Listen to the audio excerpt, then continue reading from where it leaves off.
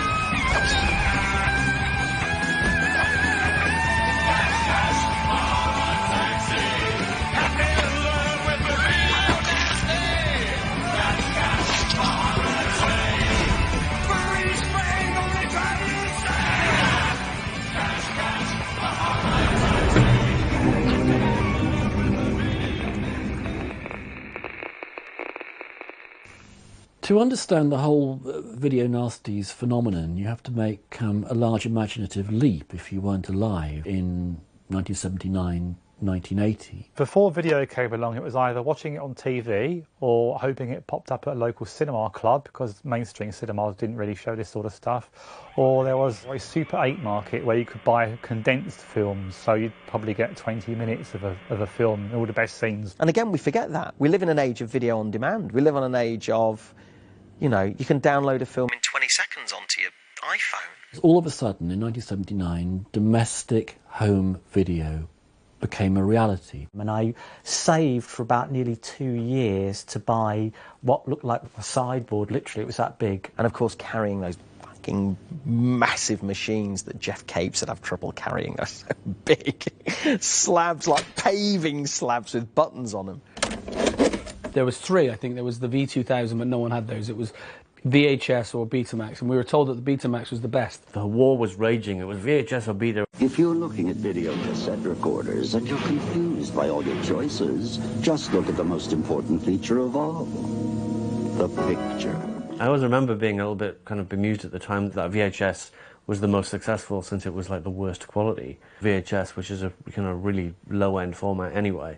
So the image that you end up seeing is this kind of completely low-res, grubby, grainy, crackly, God knows what else, scratchy image. We all kind of became used to not only watching movies, but watching second, third, fourth or fifth or whatever generation copies of these films. And on VHS, you know, you really did notice the degradation once it had been copied. That actually made it look more kind of offensive and scuzzy and disreputable. And once they'd been played a few times on some really bad video players, the scratches and the tracking, and you're forever trying to retrack the thing while it was playing. And it wouldn't quite work, and you track it, and you know.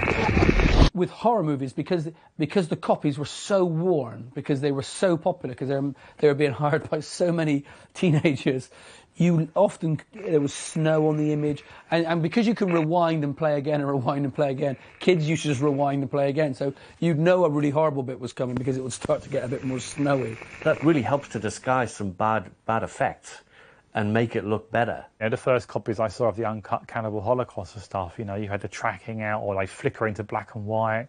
They held a real weird mystique about them. You think, wow, that's really dodgy, and I can understand why some people might think it's real. In fact, a friend of mine once worked for the Sunday Sport as a photographer, and he had some friends at the Sport who said, oh, do you know anyone with any snuff movies? And he said, yeah, my mate's got one. So he came round and we had a bit of a giggle about it. He said, look, let's copy it down about 10 generations, put the tracking out and give it to them and see what they say.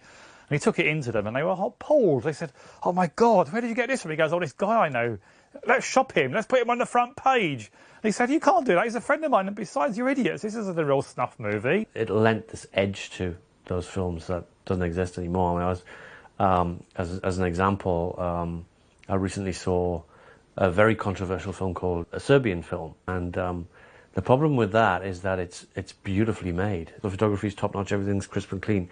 So no matter how appalling the subject matter, you know it's a movie, and you know that it's been faked, and the effects are there to see, and it takes away that kind of grubby, the nastiness that we had for those kind of dodgy VHS films. Until the early 1960s, books were censored, for God's sake, and so they saw this new carrier arrive in which anything could go.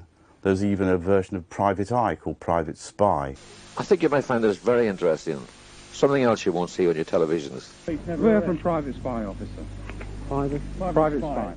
Which was part funded by an ex-bank robber called John McVicker.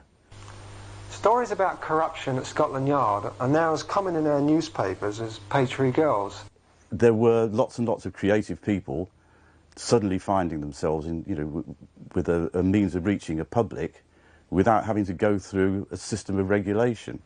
It's reminiscent of pirate radio in the 60s, horror comics in the 50s. The previous moral panic to which this was very similar was the Horror Comics Act of 1955, which was rushed through Parliament because of hysteria about these American horror comics that would turn our children into killers. I first got involved almost entirely by accident. I'd been researching, for other reasons entirely, a campaign that took place in Britain in the 1950s against the horror comics.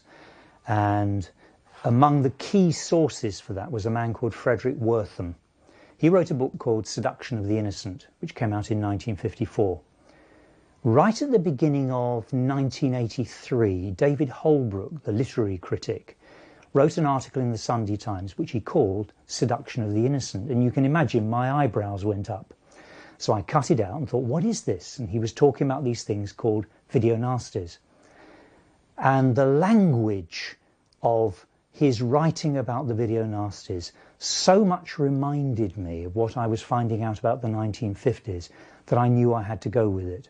I remember at the time of the video nasties, around the same time, the young ones were on. Oh! Have we got the video? Yes, we've got a video! The first time I ever heard of the term video nasty was when I watched the episode of The Young Ones called Nasty. Michael and I are going to indulge in an all-night orgy of sex and violence. So you'd come in and you'd all be quoting the young ones to each other. Happy viewing. Ha ha ha! They wouldn't say that if they knew what video we've got. They got a video recorder in and they had a whole pile of tapes. We've actually been through that scene and freeze-framed it, and I think they've got a copy of Nightmare Maker there, actually. They watch these video nasties, and then it cuts to the damn thing in video nasties, which is classic stuff. They kept talking about video nasties. It's a video nasty! way! And I thought, what does this word mean? What does this word mean? I think the etymology actually started in paperback publishing in the 1970s.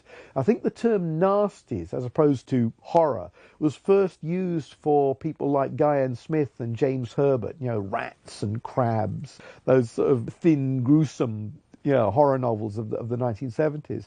And I think that then migrated to movies, because there was clearly a difference between the video nasty and just, you know, a regular horror film.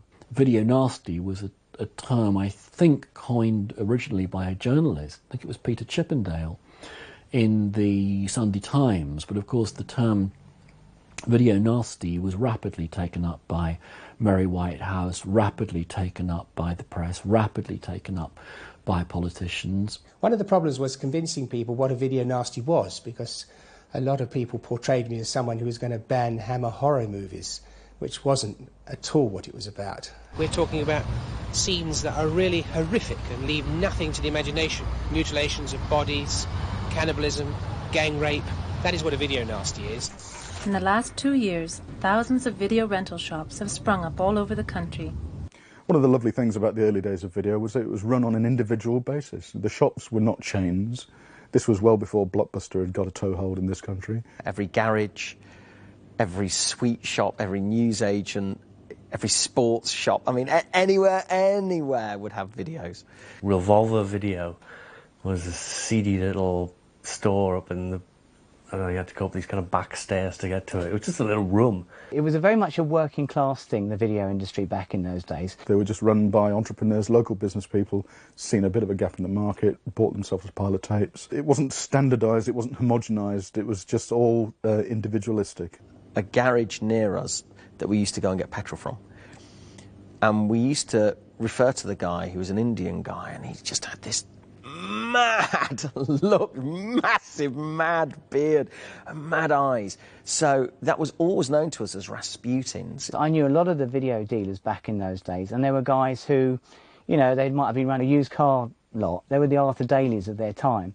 There are a lot of cowboys in video at the moment. It's sorting itself out. Once it has, I think it will just be normal. I don't think I'd realised before I got the job at video business quite what the VHS revolution had done to access to films in this country. It wasn't like there were recognisable companies like, you know, Warner's or Universal on the labels. There was these distributors that, you know, they were operating out of a caravan in God knows where, you know, but everything was so potentially seedy. The companies that were buying the films, half the time didn't even know what they were buying. Quality control went out the window, which sounds bad if you're worried about, you know, quality, but from the point of view of somebody who loves trash movies as well, thank God quality control went out the window, because some insane movies came in that would never have got a release otherwise. Nothing will prepare you for the horror of these butchers of the damned. Because before that time, my experience of horror had been watching Hammer movies. And suddenly you're looking at these titles that are on the shelves of Cannibal Ferox, Cannibal Apocalypse, I Spit on Your Grave, Nightmares in a Damaged Brain. There's something about the box. These were boxes. That was the only way to market the film, was the cover of the box in the shop. So the covers became a kind of gory art form of their own right. Certainly the titles of the works themselves are a catalogue of depravity. Cannibal Holocaust, SS Experiment Camp, I Spit on Your Grave. And I can vividly remember the cover for I Spit on Your Grave, and there was something about the yellow of it with the sexy woman's arse and the promise of something the likes of which you would never before witnessed. This woman will soon cut, chop, break, and burn 5 men beyond recognition. And there isn't a jury in this country that will convict her. They always sort of overhype the shock aspect of every sort of film on these sleeves.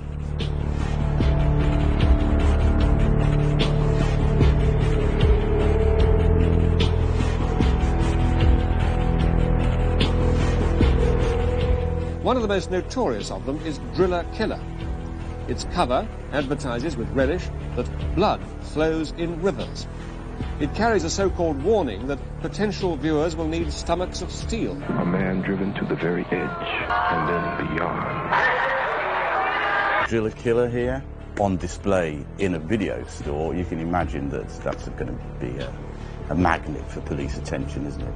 I highlight, of course, Driller Killer, which actually showed the drill just about to go into somebody's brain. Now, that was on the front of the package.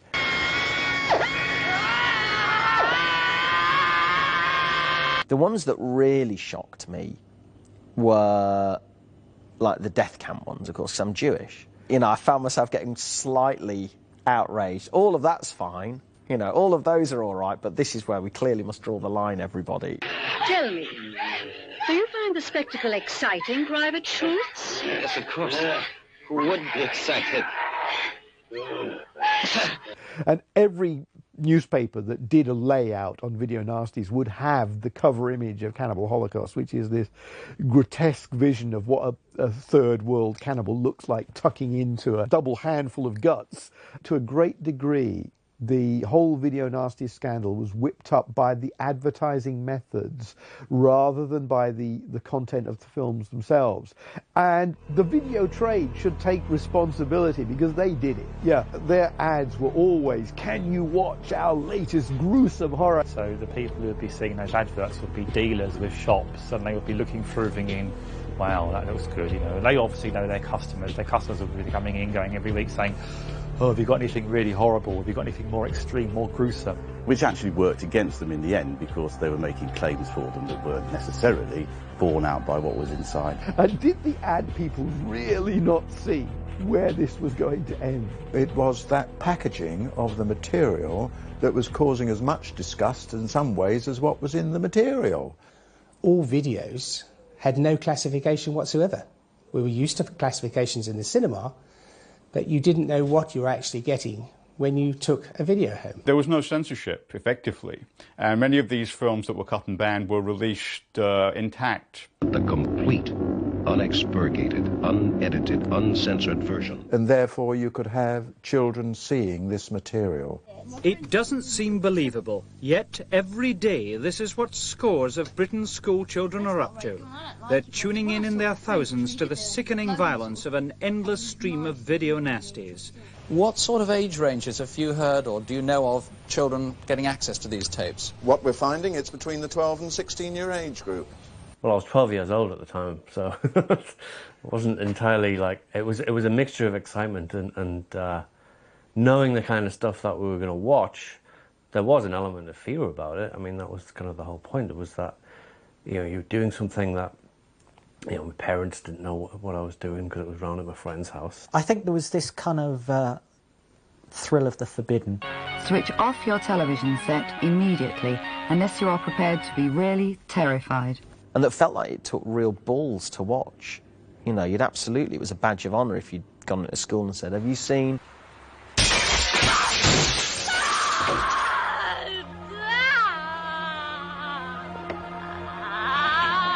Amazing. Doesn't that scare you? No, I don't have no nightmares or nothing. But it is like some kind of rites of passage to experience that, to go through those films. Don't go in the house. But if you do, don't say we didn't warn you. And we used to sit around watching these things often with cushions on our head. And if you jumped and the cushion fell off, you were considered a geek. And what makes me laugh about that is some of the horrendous things we were watching on the screen, and yet we were still children enough to put things on our heads. My closest friends at the time were a little bit older than me, and it was very much their kind of appetite to go and watch the horror movies, so I kind of went along with them. And I think the first one that they showed me was Zombie Flesh Eaters, and I remember I was terrified when I was watching it.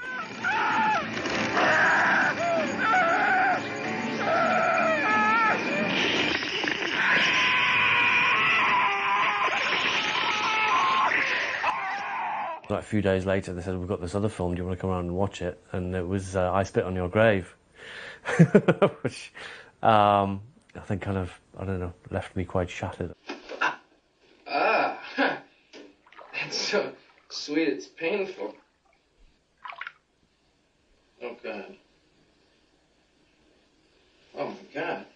Oh, God! I haven't seen it since, and it's kind of one of those things I don't want to see again. Not because it's appalling or anything like that, but because it might ruin the effect that I remember it having on me at the time, which was, yeah, I mean, it terrified me, it appalled me. And I think at that age as well, you totally look past the idea that it's not a very well-made film. You come from an evil place. You don't say. Here's a tip from an evil New Yorker. I remember being in a video shop. There was an old lady, I mean a real, little old lady in front of me, and she was saying, "I think I'm going to have a horror. I'll take this one," and picked up I Spit in Your Grave. And you just think, what a strange night she's going to have. What a culture shock that's going to be. Certainly for me, and for a huge audience, horror at the time became part of the whole video party thing. It's almost as though the video nasty has replaced the conjurer and the party games at parties. More and more we are getting complaints from the public who say their children have been to a party, and instead of it being the norm, they've been shown a video nasty.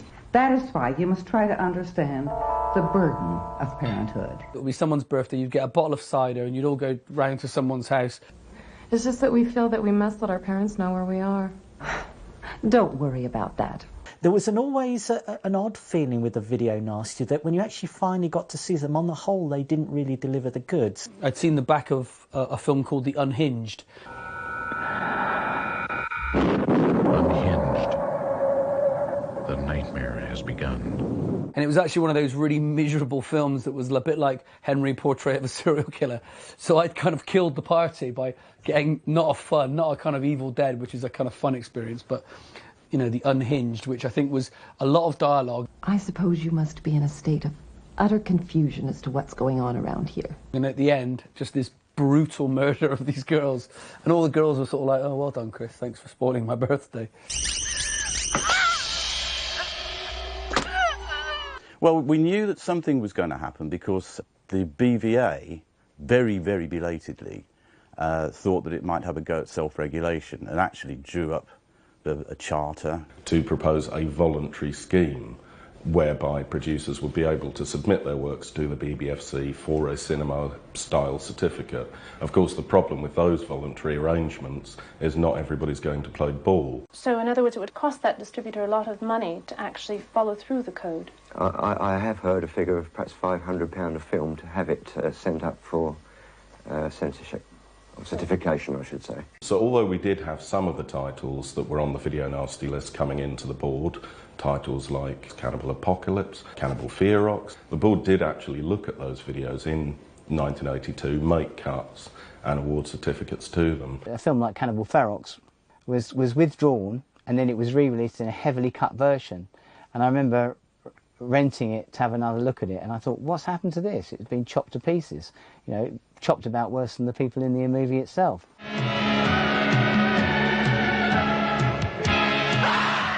The video industry and its outlets are trying to put their house in order.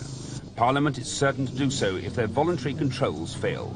But there were many other titles, like I Spit on Your Grave, that didn't come into the BBFC. And gradually that came to the attention of various interested bodies like the Festival of Light. Ever since the late 60s, there have been a growing number of campaigners against what they saw as the dangerous increase in permissiveness and the lowering of standards in society. Video nasties were a new battle in an old war.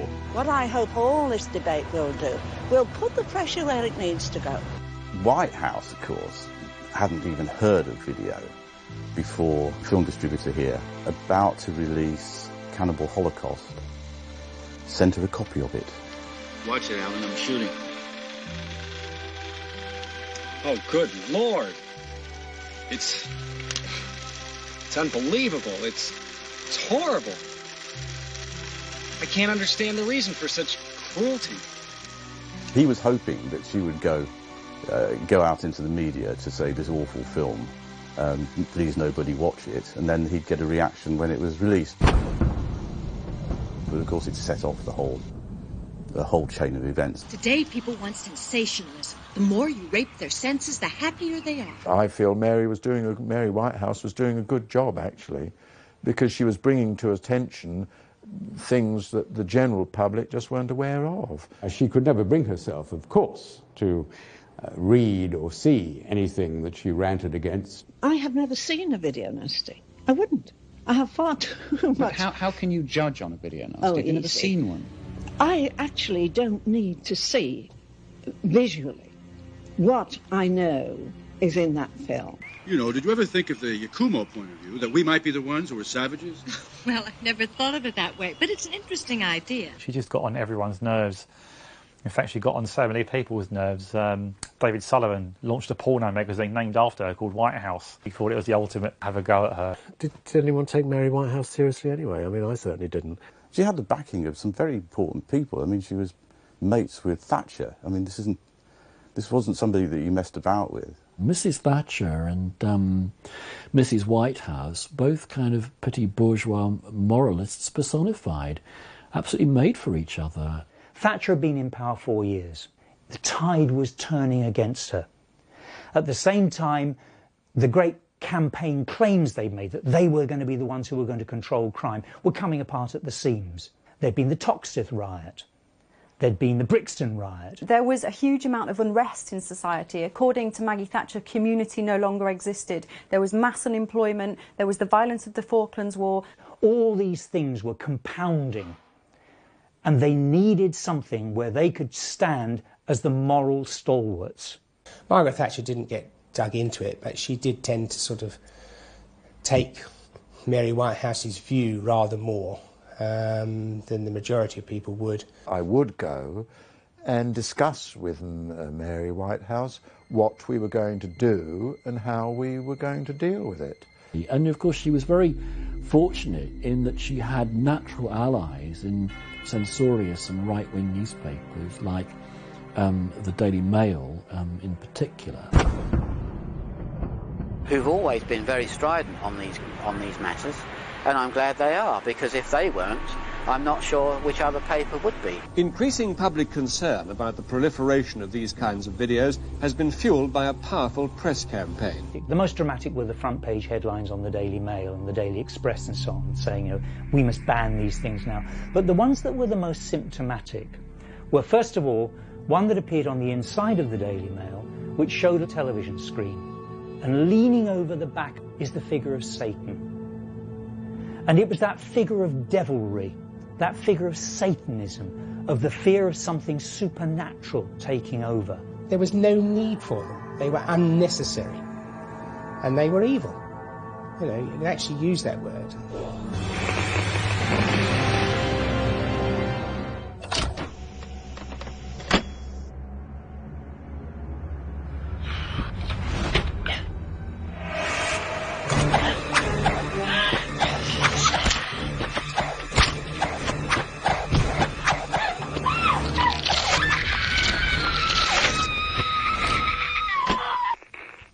And that was nowhere better caught for me than in a tiny little report that appeared in the Daily Mirror, which was entitled Pony Maniac Strikes Again.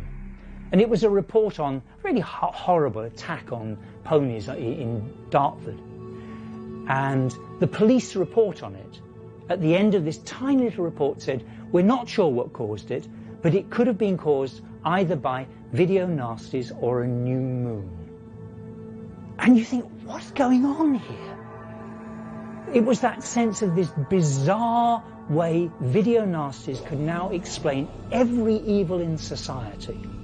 They could explain riots, they could explain deviation, they could explain child abuse, they could explain rising crime, all kinds of crime. Video nasties were a general purpose explanation of moral decline. It wasn't an overreaction, far from it. And if these things have a harmful influence on our society as a whole, then it needs to be, you know, constrained. And I approached a magazine that had been going then called New Society. It was a kind of social worker-ish magazine with political interests in where is society going. And I said, would they be interested in an article about the video nasties? And they said, yeah, okay. But they said, we do require you to talk about some of the films themselves. And at that point, I'd only just got hold of my first couple. So one of the ones I got hold of was I Spit on Your Grave. So I wrote an article for them, and I really should have known better. They set me up, because they published my article under the headline, How Nasty Are the Video Nasties? Front page, big dramatic drawing. You can imagine what happened. My wife tells the story. I was at work, she was at home. My work phone never stopped ringing. My home telephone never stopped ringing, as just about every single television station, radio station, national, regional and local newspaper rang up with insistent stories saying, you can't be saying this. How dare you say something like this? How could you possibly mean this? And it got so bad that my wife took the phone off the hook, and I eventually persuaded the switchboard at work to take no further calls because I just couldn't do any work. And this went on for 3 days solid, because I was the only person willing to say anything outside the consensus. And it would be true to say that the respectable papers, i.e. The Guardian, I'm saying because I was on it, didn't actually do much to counter this, because they had a kind of a non-conformist conscience, which was also shocked by these things a bit. So those who were supposed to mount defense didn't do their job. And I can remember thinking at the time that the argument for these films, or against having them censored, put it that way, was not put properly. When it got that bad, I had a choice. Either I could go down my rabbit hole and say, sorry, I didn't really mean this, I'm really embarrassed about this, mum, dad, wife, children, didn't mean it. Or I could do, which is I'm more inclined to do, which is to say, all right, you bastards, I'm going to see what's really going on here. And to be honest, although it was really scary, and I don't want to understate that, it was very frightening at times, I decided to carry on. All of this panic, the moral panic and the sense of uncleanliness that surrounds the idea of the video nasties, the idea of contagion, it's the same rhetoric that the right-leaning newspapers use for just about everything that they take against. You know, this notion of contagion, whether it's from immigration or from images, you know, and it's all born of a kind of a British island mentality that thinks that you can somehow draw a line around your identity, and then, having done that, you build a walled community out of yourself, and then you become incredibly paranoid about the walls being breached. It's just fucking nonsense. So it wasn't long before the Director of Public Prosecutions began to get involved, and the Director of Public Prosecutions wanted to see really whether any of these films could be successfully prosecuted under the Obscene Publications Act, which hitherto had only been used against sex, against pornography. I led the campaign to bring films into the Obscene Publications Act because it's a test of harm, of harmful influence, and the Obscene Publications Act says that anything which has a tendency to deprave and corrupt, which means to make people morally bad in a serious way. They only relate to violence, and it's violence for violence sake that the police are opposed to. And we went out and seized the videos from various companies.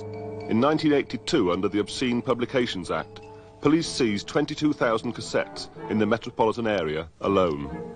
These are the cassettes, Driller, Killer and Death Trap, the first two of the so-called video nasties to be withdrawn from distribution. Created by Tobe Hooper, maker of the screen sensation, The Texas Chainsaw Massacre. Death Trap.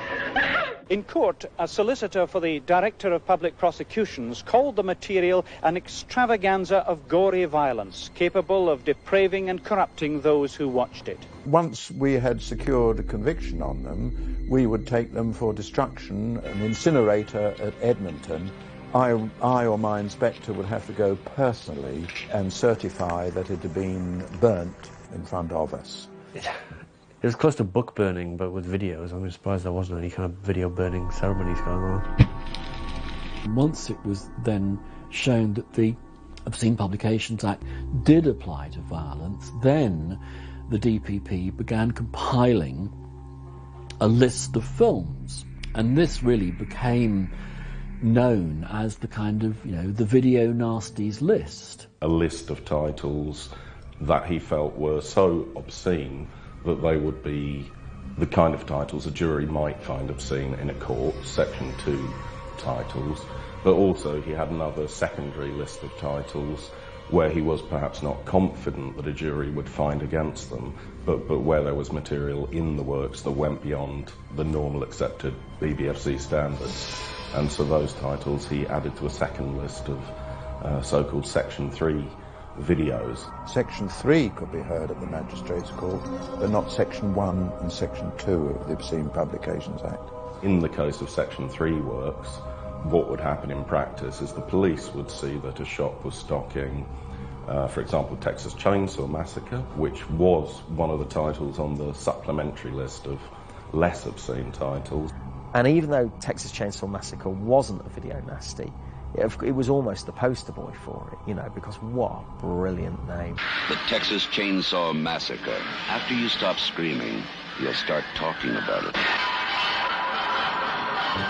But that would mean that that film always had this tarnished image and this sort of aura around it of being unacceptable. The thing that the Video Nasties did was provide every horror fan who really wasn't probably into horror with a list of must-see titles. We would have all the forces throughout the country phoning us up about the list. And of course the list was only one developed through our relationship with the Director of Public Prosecutions. He wasn't too keen to make that list widely available, so early versions of the list are marked with instructions not to publish this list. This list should not be distributed under any circumstances. It was all very cagey, and in fact it took a while before the BBFC got hold of a copy of the Video Nasty list. People often think wrongly that the BBFC must have played some hand in it in advising the DPP what to put on the list. In fact, that was not true at all. We would go to the great big warehouses and take thousands and thousands and thousands of copies. And of course, this was the problem. They would seize hundreds of videos and then they'd have to watch them. For 1 hour, 2 hours or 3 hours, however long it was. There's no shortcutting on it at all. So what happened was people would have their entire stock taken away. And then even people said, well, just because it says on the label that this is Bambi, there's no proof that it's not hardcore porn on the tape. You've got to view the whole material, and that is time-consuming. They'd get vastly paid for overtime, and they'd enjoy themselves no end, and it was a lot cosier than going out and catching burglars. And the police stations up and down the country in the early days of the Thatcher era were full of coppers watching horror movies. Such was the hysteria that they'd be out looking for anything that they could possibly bust under the Obscene Publications Act because it was seen as an easy nick. The classic example, I think, here would be the Samuel Fuller war film, The Big Red One, which was thought to be some kind of pornographic movie. The best story that I heard from that time was they were going to seize a film called Best Little Whorehouse in Texas. Go on, partner. Y'all come back now, you hear? We made mistakes because of the sheer volume that suddenly started to arrive in the country. I love all those stories of, Apocalypse Now getting taken off the shelves and they're just absolute, the police having no idea what they're looking for. It's just, complete confusion. People had no idea what was on the banned list from one week to the next. A film on a list 1 week was taken off a week after and back on a week after that, depending on where it had been successfully prosecuted. The retailers, for a long time, had no clear idea of what they could and could not safely stock. But it's to the everyday high street shop that we've got to look at. The police have raided many video shops in the past months. But I can absolutely just remember watching the news and realising that this is the first time in my life that I'm part of something that actually now is illegal. Because then when people started getting arrested, that's when it started really getting worrisome. Stephen Taylor was the first video dealer to be actually prosecuted under Section 2 of the Act. but it must have been a terrifying experience for, well, a respectable independent businessman to be visited by a porn squad. And I'd rather be the first than the second. The second might get a 6-month prison sentence. Because these films went before magistrates and judges and juries too in some cases, who knew next to nothing about films and nothing at all about modern horror films, it wasn't particularly surprising that on many occasions, or not on all occasions, the films were found guilty, and that of course only seemed to justify their place on the DPP's famous list. And I was looking at the news going, I don't actually agree with that decision in the law.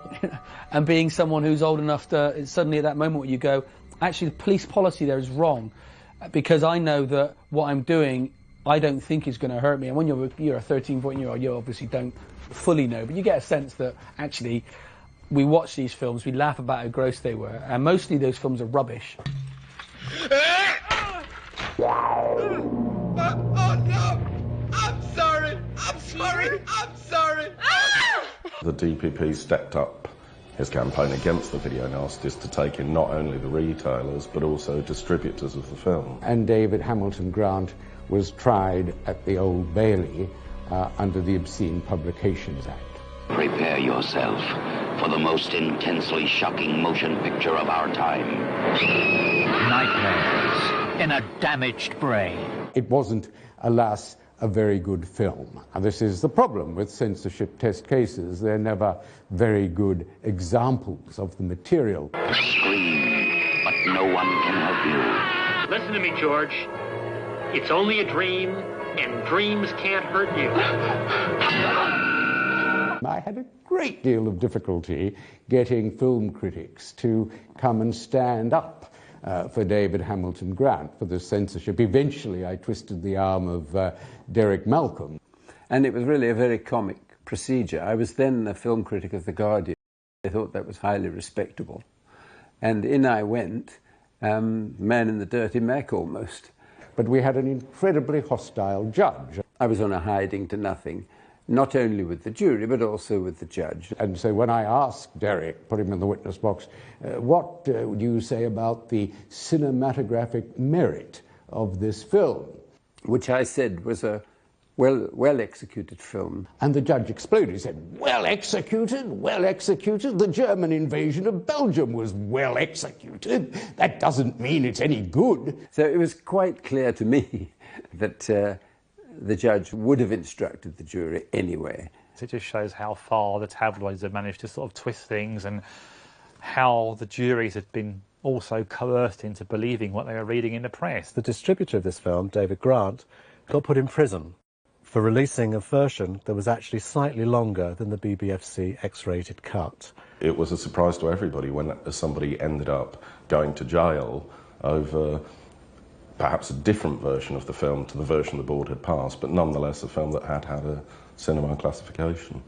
David Hamilton Grant was the last person to be sent to jail for publishing, in effect. He was the last victim of censorship in this country. It's hard all these years later just to convey how infuriating and actually frightening it was. People weren't doing jail time this hard for selling drugs. And I think that was a surprise and a wake-up call to the industry. The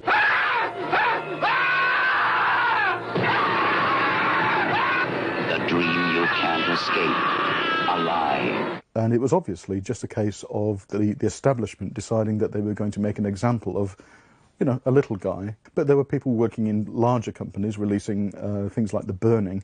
There was no way that the people who ran Thorny MI were going to get hauled over the coals for releasing a film that had been banned by the BBFC and then sticking it out with the gore scenes intact anyway. And they usually went after the little people, as is always the case in these things. Stephen King, author of Carrie, said, Evil Dead is the most ferociously original horror film of the year. If you think he's kidding, see for yourself. Despite having an ex-film certificate, winning numerous awards, and being the most popular video of 1983, it was prosecuted earlier this year under the Obscene Publications Act. The Evil Dead guys, you know, Palace were one of the very few people who did defend themselves, and I think they got picked on as a consequence.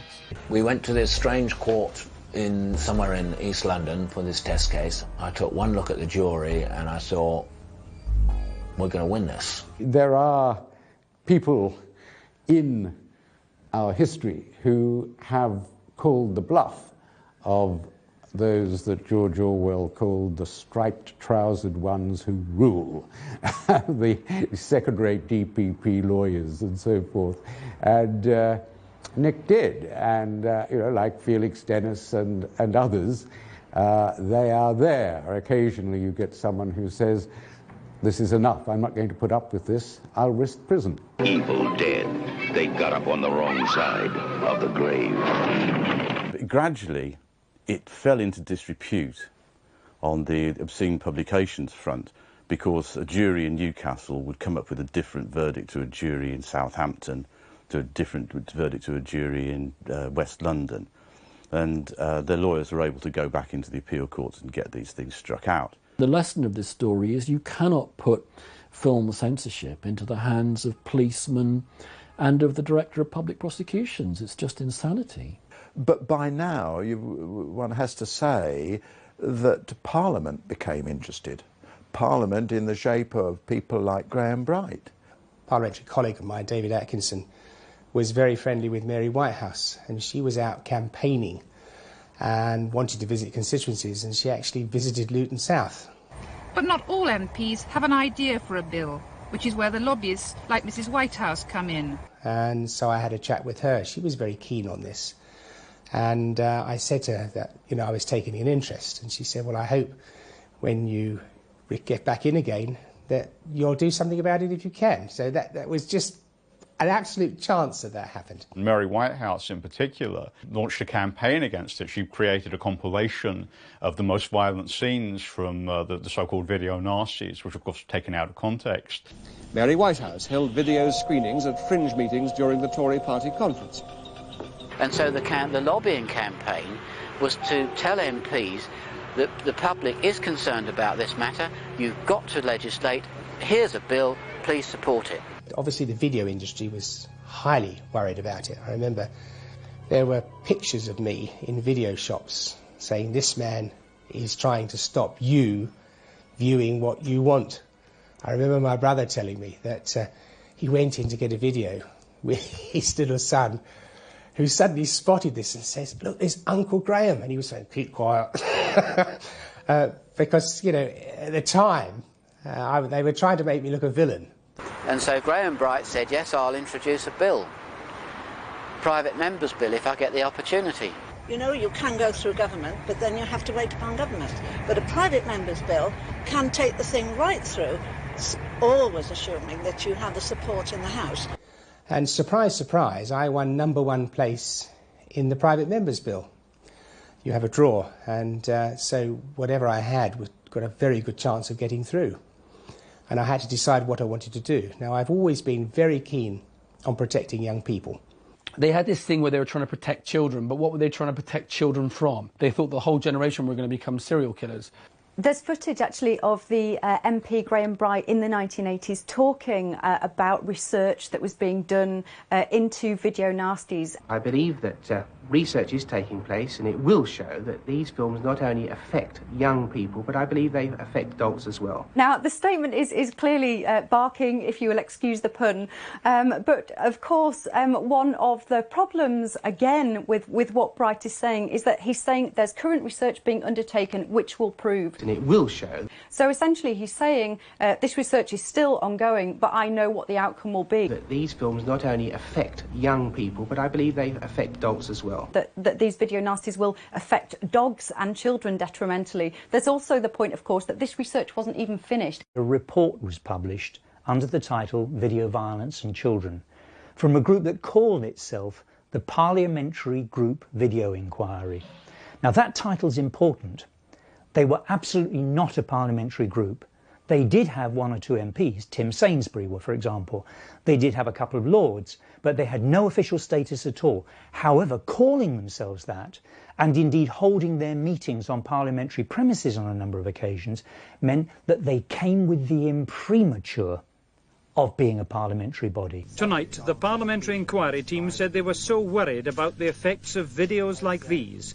The story of that is really quite extraordinary. The PGVE employed a man who worked at Oxford Polytechnic called Brian Brown, who was himself a Methodist minister. And Brian Brown worked in a television research unit doing research on young people and television and education. And he agreed to do this research for them, but he was nervous because at the meeting where they set it up, there were two conflicting points of view. One point of view said, we need to get empirical evidence. Just how many? How often? How easy is it for them to get hold of it? What do their parents know about it? Things like this. Empirical evidence. The other group wanted to assay the opinions of police, criminologists, social workers, moralists, to say how dangerous are these. Now, those two do not sit comfortably together. The man who directed the project was a man called Clifford Hill. A lot of children are seeing the video nasties, the really obscene, violent films, at birthday parties, in the homes of other children. Clifford Hill increasingly overrode any research decisions.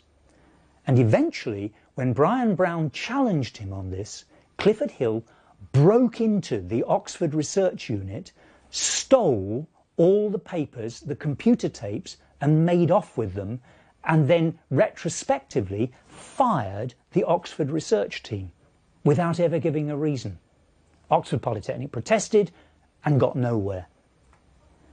Now, when the report came out, what is very interesting is it made a whole series of claims. One in particular made the headlines. It said 40% of 6-year-olds have been watching video nasties. Wow, what a headline. We never anticipated that it would reach 40% of figures being seen by children. This has shaken us. And you can imagine what the phone calls to me said when I was confronted with this. I had a long series of conversations with Brian Brown, and I was able to read all the documentation that survived because fortunately he kept backups of a number of things. And what emerged was that the figures were entirely bogus. To ensure the accuracy of their survey, more than 6,000 children and their parents were interviewed, and at least 2 schools visited in every county across England and Wales. At the time that they had released this report, they had had just 47 replies to a questionnaire from 6-year-olds. 3 of them said that they had seen some video nasties. Between them, these 3 children said they had seen 17 films. Divide 17 into 47 and you get nearly 40%. That is how they produced a figure which was then front page on the Daily Mail and on most other newspapers and was cited endlessly in the parliamentary debates. That there you have all this research, and not only research, common sense. Yet video nasties are so widely available that 45% of children aged between 7 to 16, that's 3 million children, have seen one or more of the banned films. These figures are 100% accurate. It was fraudulent. Cliff Hill's report, whether it's right or wrong, I don't really know, and I don't particularly care. We've been trying to get video nasties for a long time, and they're very, very difficult to get hold of.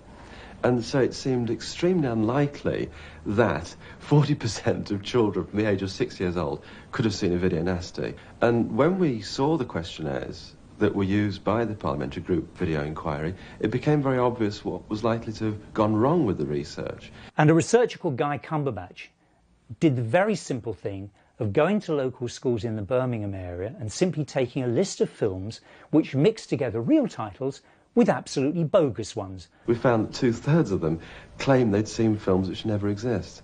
What's the Hospital of Horrors like? It's a bit scary. What sort of film is it? It's got a lot of blood in it. A lot of blood. I can't say much about it really. And what he found was that more than 2/3 of children volunteer saying that they've seen films that don't exist. I remember lying to my friends at primary school that I'd watched Quatermass and the Pit, which my parents wouldn't let me go anywhere near when I was about 8. And it's exactly the same thing just happening in the 1980s, 30 years later. And I'm not ashamed to say it. I said it at the time and waited for them to sue me. They never did. I'll say it again now. It was fake. But it was sufficient, with the other things that they said in that report, to get that thing unargued through the House of Commons. Mary Whitehouse was obviously pleased that something was happening, but she wanted me to go a lot further, and I wasn't prepared to go that far. And I made it quite clear that, you know, we had to get a balance. If you wanted legislation, politics is the art of the possible, and if you go completely over the edge, you won't get it. And I stood my ground, so I wasn't influenced by anyone. And so he'd already committed himself, he had to introduce a bill. And so obviously we fed in as much information as we could. So I decided to have a look at it. I hadn't decided that's what I wanted to do. I decided to have a look at Video Nasties, and the people at Scotland Yard had got a lot of these things, and I was horrified when I saw what we were talking about. I made a compilation of what I considered was the material that I felt was likely to deprave and corrupt. And it was with that material that I showed it to Graham Bright. Yeah, I did watch some of the Nasties, and they weren't silly, they were just obscene. I think they were very dangerous. There's an ultimate hypocrisy and irony here in that he's saying, yes, these materials are absolutely capable of depraving and corrupting, but oh yes, they're not going to deprave and corrupt me because I'm actually, you know, upper class or middle class, and I'm intellectual and I'm intelligent and I'm in a position of power. Because really some of the things that we've seen are so horrific and will, I think, tend to deprave not merely young people, but other people as well. Various MPs at the time assumed a real superiority to the masses. Yes, and what's the difference, Mavis, for you reading about it in a book, perhaps seeing a picture in a book, but actually seeing it happen on a screen? Now imagine that, further still, in your own home. There's a class element as well, you know. The moment articulate people step forward to defend the films, they were shot down on the basis that, well, you're an intellectual, you know, you're sort of like, you're not the kind of person we're worried about. We're worried about, you know, the lumpen proletariat getting their hands on these films. Is that the people who are against this bill have got themselves all tied up with this academic approach to the word censorship. My memory of those television programmes is how rude and impolite our opponents were.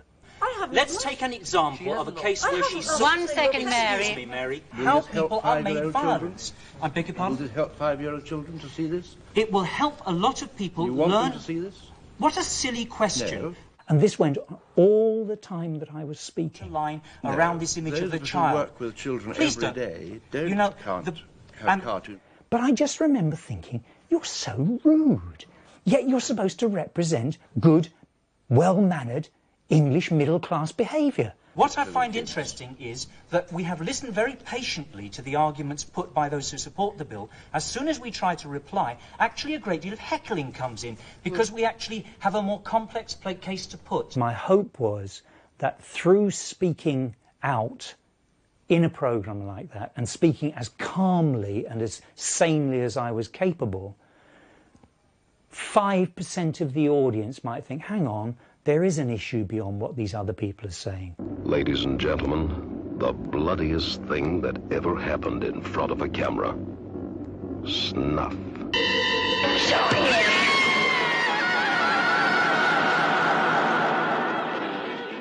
There were lots of stories about the way they were produced, some of them produced in South America. Snuff, the film that could only be made in South America, where life is cheap.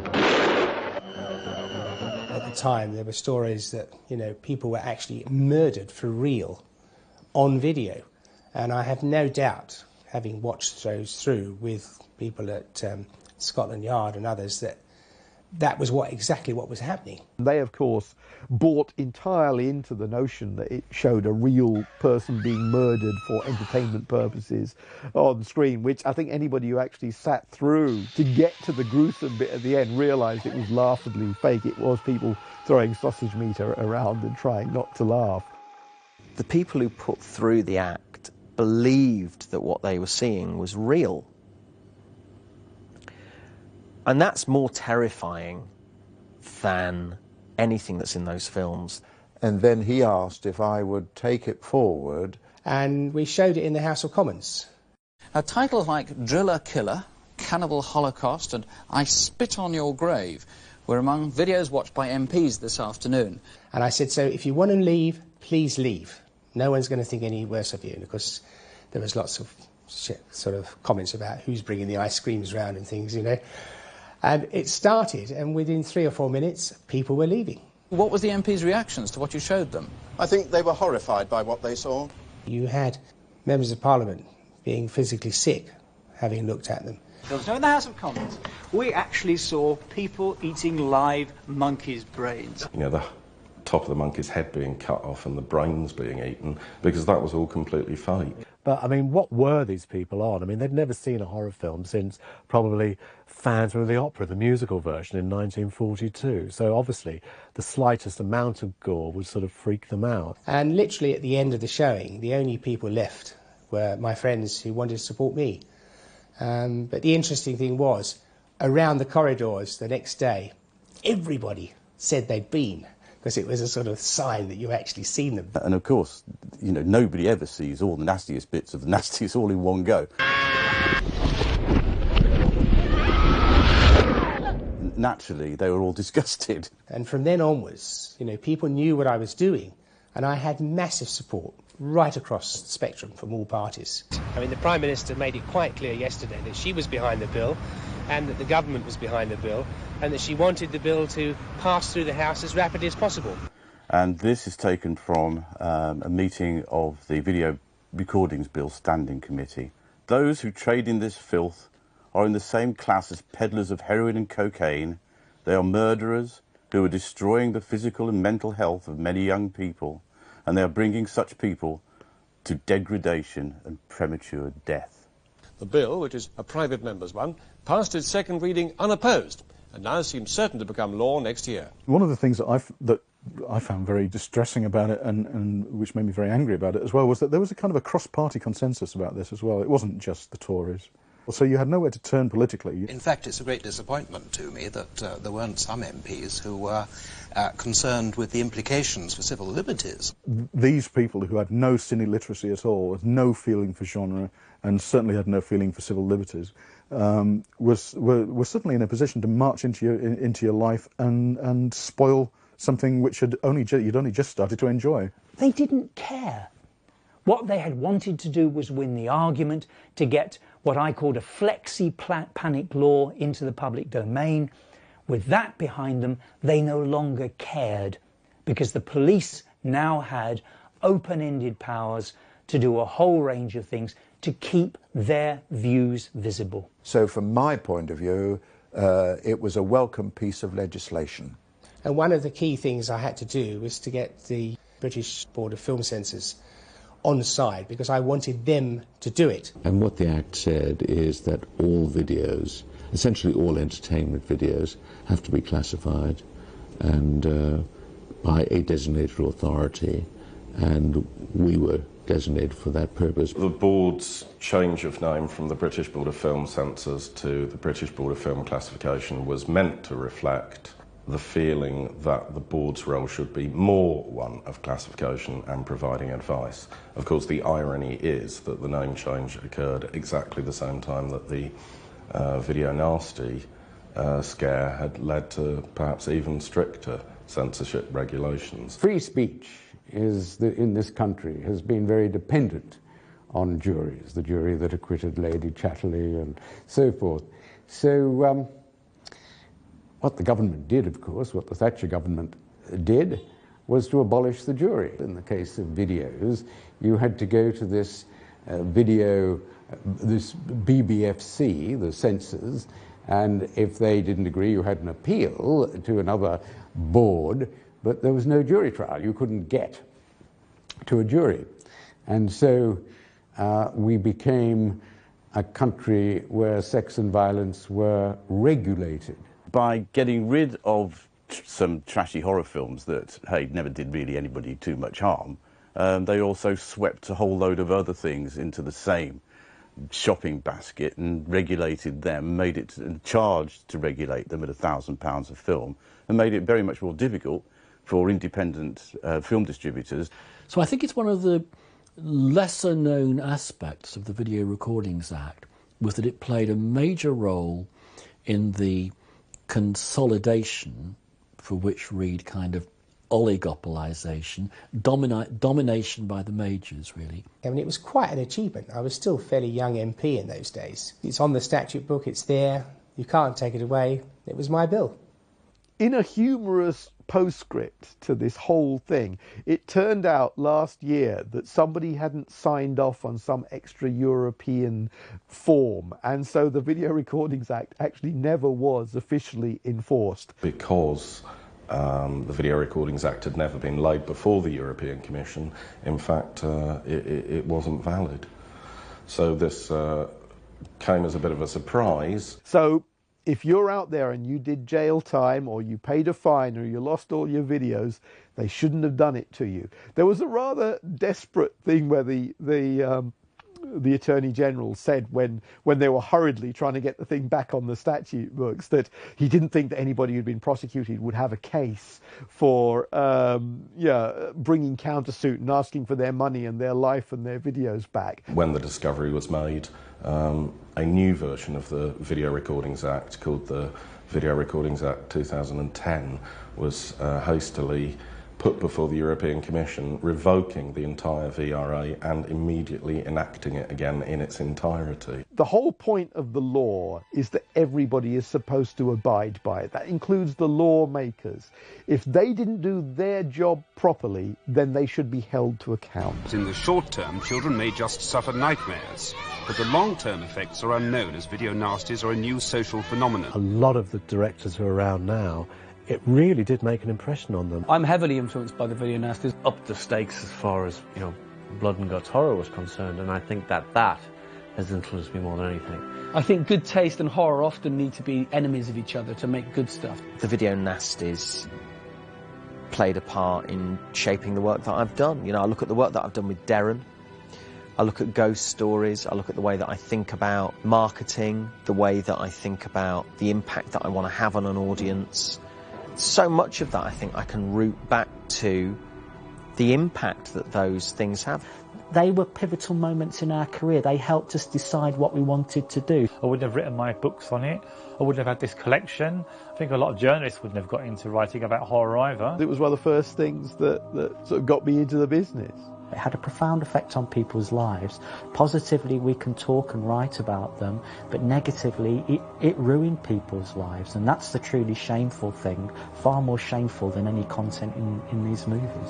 Why did we have to go through all that madness? They're either out here legally or are ironically being remade as Hollywood blockbusters now. You know, big budget, glossy Hollywood remakes. History has proven those films have become part of our popular culture. In hindsight, I don't think the Nasties scare was much to do with the content at all. I think it's much more to do with control.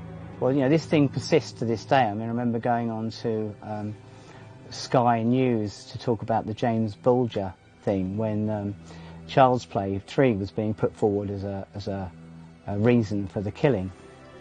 And on Sky News they said to me, you know, don't you think it's dreadful these kind of films are available on video? And I said, well, I don't know if you're aware, but it's also showing on Sky Movies. And that's pretty much when they cut me off at that point. I think we're going to see a whole new set of censorship debates around controlling technology. I don't know that the genie can ever be put back in the box.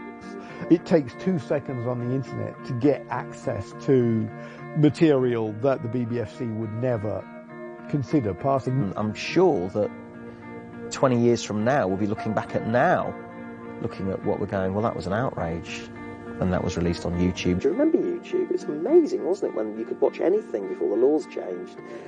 They banned the internet. And I think the most interesting thing to me is just how little historical memory we have. The next time there's a panic, we won't remember just how stupid the last one was, and how people get away with things. And that, to me, is the most important lesson about this campaign. The evangelical got away with murder. They got away with fraud. They got away with deceiving people. They now laugh it off. And the fact that all these films, almost all these films, are now available uncut in the public domain, they don't care. Because they move on, because what they want to do is to dominate the present. And they don't care about history. Critical voices have to care about history.